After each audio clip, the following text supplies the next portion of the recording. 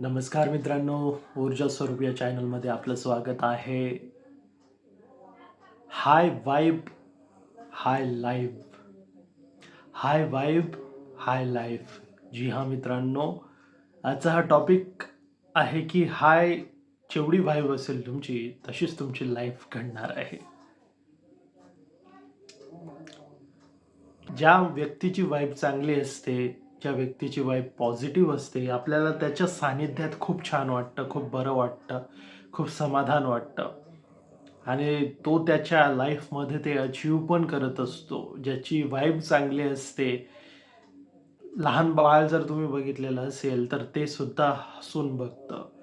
प्राणी त्याच्याकडे येतात, त्याचा ऑरा काहीतरी वेगळाच असतो. म्हणून आपल्या आयुष्यामध्ये आपल्याला हवं ते मिळवण्यासाठी आपल्याला वाइब आपली चांगली ठेवणं फार गरजेचं असतं मित्रांनो.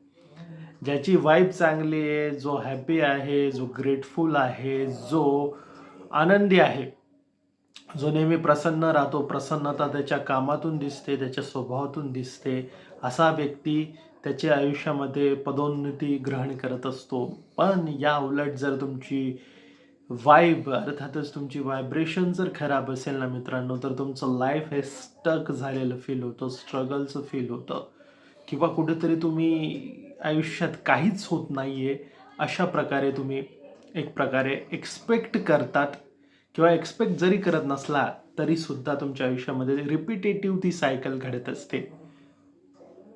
त्यामुळे हाय वाइबमध्ये असणं फार गरजेचं आहे. आता प्रत्येकाला 24 तास हाय वाइबमध्ये राहणं काही शक्य नाहीये. पण जेव्हा तुम्हाला लो फील होत असेल, तेव्हा मात्र तुम्ही तुमच्या त्या फीलिंगमधून बाहेर पडू शकता. नेव्हिल गोडार्ड सर म्हणतात, की "फीलिंग इज द सिक्रेट." त्यामुळेच तुम्ही कुठल्या फीलिंगमध्ये आहात आत्ता, त्यावरून तुमचं आयुष्य कसं पुढे होणार आहे, याची प्रचिती आधीच येते आपल्याला. म्हणून जर तुमच्या लाईफमध्ये तुम्हाला स्टक फील होत असेल, तर हाय वाइबशिवाय पर्याय नाही. मग प्रश्न हा पडतो, की हाय वाइबमध्ये कसं राहायचं? मी बऱ्याच व्हिडिओमध्ये सांगत असतो, की कुठल्याही ज्याही गोष्टी तुम्ही ग्रेटफुल आहात, ज्याही तुमच्या आयुष्यामध्ये आज त्या गोष्टी आहेत, तर त्याबद्दल अगोदरच ग्रेटफुल राहायचं आहे किंवा ज्या गोष्टी अजून आलेल्या नाहीत, त्याबद्दल ग्रेटफुल राहायचं आहे. तुमच्या आवडीची गोष्ट तुम्हाला करायची आहे, जसं की म्युझिक ऐकणं असेल, तुमच्या आवडतीचं काम असेल, एखादी आर्ट असेल, कला असेल तुमच्यामध्ये, तर ती करून देखील तुम्ही हाय वाइबमध्ये येऊ शकतात. किंवा निसर्गाच्या सानिध्यात जरी तुम्ही राहिलात जास्त काळ, दीर्घकाळ, तरी सुद्धा तुम्ही हाय वाइब होऊ शकतात. चांगले मित्र असतील तुमचे, तर तुम्ही त्यांच्या सानिध्यात असून सुद्धा तुमची वाइब चेंज करू शकतात. त्यानंतर मेडिटेशनचा हा प्रकार आहे, अफर्मेशन्स आहेत, स्वतःच्या मनाची क्लिन्झिंग आहे. या सगळ्या गोष्टींनी तुम्ही हाय वाइबमध्ये राहू शकतात. एकंदरीत जर तुम्ही तुमच्या मनामध्ये पीस आणला, तर तुम्ही हाय वाइब होऊ शकतात. म्हणून हाय वाइब राहणं फार गरजेचं आहे लाईफमध्ये मित्रांनो. ज्यावेळेला तुम्ही हाय वाइबमध्ये राहता, त्यावेळेला ऑटोमॅटिकली गोष्टी घडायला लागत असतात. लाईफ मात्र स्ट्रगल वाटत नाही. जितका आनंदी तुम्ही ही व्हायब्रेशन पुट करणार निसर्गामध्ये, युनिव्हर्समध्ये, तितके तुमचं लाईफ हे इझिली होत असतं. काही वेळेला स्टक झालेली कामं सुरळीतपणे सुरू व्हायला लागत असतात. अचानकपणे कोणाचा कॉल येतो, अचानकपणे कोणी बिझनेस ऑफर करतं, अचानकपणे अशी गोष्ट व्हायला लागते, की ज्याची तुम्ही कल्पना पण नसते केलेली. त्यामुळे हाय वाइब, हाय लाईफ. ज्याप्रमाणे तुम्ही तुमची वाइब ठेवतात, त्याप्रमाणेच तुमच्या लाईफमध्ये गोष्टी घडत असतात. काही वेळेला काही लोकांना असं वाटतं, की सगळं काही चांगलं करून सुद्धा माझ्या आयुष्यात चांगलं का नाहीये? तर अशा वेळेला आपण फीलिंग कोणती जनरेट करत आहोत, त्यावर भर दिला पाहिजे. लॅकची फीलिंग केली तर लॅकच दिसणार. फिअरची फीलिंग, व्हायब्रेशन तुम्ही युनिव्हर्समध्ये टाकत असाल, तर युनिव्हर्स फक्त तथास्तु म्हणतो. त्याला हे कळत नाही, की तुम्ही चांगलं म्हणताय की वाईट म्हणताय. तो फक्त तथास्तु म्हणतो. आणि या हाय वाइबमध्ये असणाऱ्या व्यक्तीला तथास्तु म्हटल्यानंतर त्याच्या आयुष्यामध्ये सगळं चांगलं होतं.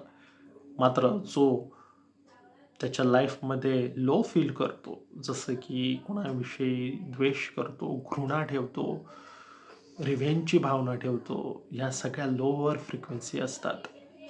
कोणाचं चांगलं झालेलं बघवत नाही. ह्या सगळ्या गोष्टींनी जो स्टक झालेला असतो, त्याच्या आयुष्यामध्ये काहीच चांगलं घडताना आपल्याला दिसत नाही. त्यामुळे फीलिंग इज द सिक्रेट म्हणतात. तुम्ही फीलिंग काय ठेवतायत? ज्या वेळेला आपण लहान असतो त्यावेळेला आपले फीलिंग्स प्युअर असतात. आपल्याला काहीच कळत नाही कोणाकडे काय आहे, कोणाकडे काय नाही आहे. आपण ह्या गोष्टींचं कंपॅरिझन करत नाही. पण जसं जसं मोठं होतं तसं तसं सोसायटीच्या दबावामुळे का असेना किंवा आपल्या माइंडवर काहीतरी गोष्टी हॅमरिंग होत असतात आणि त्यामुळेच आपण आपल्या आयुष्यामध्ये काही मळ चढवून घेतो मनावरचे आणि त्यामुळेच लाईफ ही ब्लॉक किंवा स्टक बघायला मिळत असतात. युनिव्हर्सच्या ब्लेसिंगला जेव्हा ब्लॉक करायचं असेल ना, तेव्हा आपण या सगळ्या निगेटिव्ह फ्रिक्वेन्सीमध्ये जायचं असतं. पण युनिव्हर्सच्या ब्लेसिंग जर आपल्याला हव्या असतील, त्यांना इझिली फ्लो होऊ द्यायचं असेल आपल्या आयुष्यामध्ये, तर हाय व्हायब्रेशनमध्ये राहणं गरजेचं आहे. तर हाय व्हायब्रेशनमध्ये कशाने राहतात? मी मगाशी सांगितलं, ग्रेटफुल राहायचं आहे, एखाद्या बेबीसोबत खेळायचं आहे, आपलं आवडतं गाणं ऐकायचं आहे, आपला सोलो प्रवास करायचा आहे, कुठलीही ती गोष्ट करायची जी तुमच्या मनाला दिलासा देईल, शांतता देईल, आनंद देईल. आनंदी राहतात म्हणजेच तुम्ही अलाइनमेंटमध्ये राहतात, म्हणजेच युनिव्हर्सच्या फ्लोला तुम्ही होकार देतात आणि अशा पद्धतीने तुम्ही तुमची लाईफ ही छान पद्धतीने एका पॉझिटिव्ह वळणावर नेत असतात. हाय वाईबमध्ये राहिल्यानंतर कुठलीही गोष्ट करत असताना इझिली होते ती. हाय वाईबमध्ये असताना विनाकारण कोणाच्या सोबत भांडण होत नाही, राग होत नाही, चिडचिड करत नाही माणूस. इझी वाटते लाईफ. मी जसा जगतोय, छान जगतोय. थोड्यातही तो समाधानी असतो. आणि जेव्हा तो समाधानी असतो, सॅटिस्फाईड असतो, त्यावेळेला अजून तो त्याच्या लाईफमध्ये अबंडन्स क्रिएट करत असतो. खरं तर हाय वाईबवर एक पुस्तकही आहे, ते नक्कीच वाचा मित्रांनो. हाय वाईब, हाय लाईफ. खरंच आयुष्य बदलतं. त्यामुळे व्हायब्रेशनवर फोकस असणं फार गरजेचं आहे. त्याच पद्धतीने तुम्ही काय फील करतात मित्रांनो, त्यावरही लक्ष असणं गरजेचं आहे. मी पुन्हा अशाच काहीतरी लॉ ऑफ अट्रॅक्शनच्या गोष्टी घेऊन, टेक्निक्स घेऊन, पण हा व्हिडिओ मात्र तुम्हाला त्या व्यक्तीपर्यंत पोहोचवायचा आहे ज्याला याची सर्वात जास्त गरज आहे.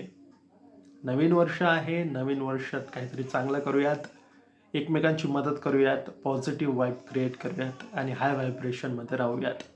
मी आहे चेतन, ऊर्जा स्वरूप या चॅनलमध्ये असंच तुम्हाला गोष्टी सांगत असणार. पण या चॅनलला लाईक, शेअर, सबस्क्राईब करायला मात्र विसरू नका. भेटतो पुढच्या व्हिडिओमध्ये. थँक्यू.